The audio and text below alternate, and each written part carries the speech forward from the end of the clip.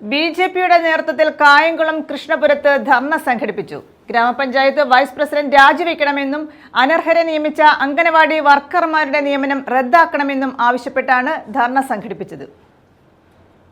BJP നേതാക്കൾക്കെതിരെ കള്ളക്കേസ് നൽകിയ ഗ്രാമപഞ്ചായത്ത് vice president Sreelatha ശശിയുടെ രാജി ആവശ്യപ്പെട്ടും അനർഹരെ നിയമിച്ച അംഗനവാടി വർക്കർമാരുടെ നിയമനം റദ്ദു ചെയ്യണമെന്നാവശ്യപ്പെട്ടും കോൺഗ്രസിന്റെ വ്യാജ പ്രചാരണങ്ങളിൽ പ്രതിഷേധിച്ചുമാണ് ബി.ജെ.പി കൃഷ്ണപുരം പഞ്ചായത്ത് കമ്മിറ്റിയുടെ നേതൃത്വത്തിൽ ധർണ നടത്തിയത്.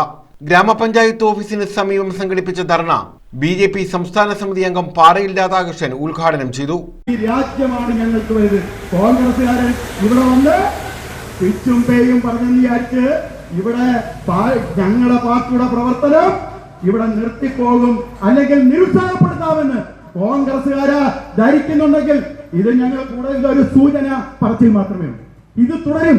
ഞങ്ങൾക്കറിയാം കോൺഗ്രസിന് യോഗം വെക്കട്ടെ, അതിന്റെ പിറ്റേ ദിവസം തന്നെ ഈ കോൺഗ്രസിന്റെ ഈ എൻഡവിയുടെയും കോൺഗ്രസിന്റെ കൊള്ളരുതായ്മയെ പറ്റിയും രൂക്ഷമായി വിമർശിച്ച് സംസാരിക്കുവാൻ യഥാർത്ഥ കാര്യം അവർ കള്ളത്തരമാണ് പറയുന്നതെങ്കിൽ യഥാർത്ഥ വസ്തുത നിരത്തുവാൻ ഞങ്ങൾക്ക് കഴിയും.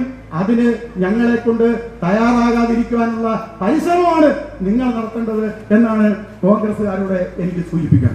ശരത് കുമാർ പാട്ടത്തിൽ അധ്യക്ഷത വഹിച്ചു. മഠത്തിൽ ബിജു മുഖ്യപ്രസംഗം നടത്തി.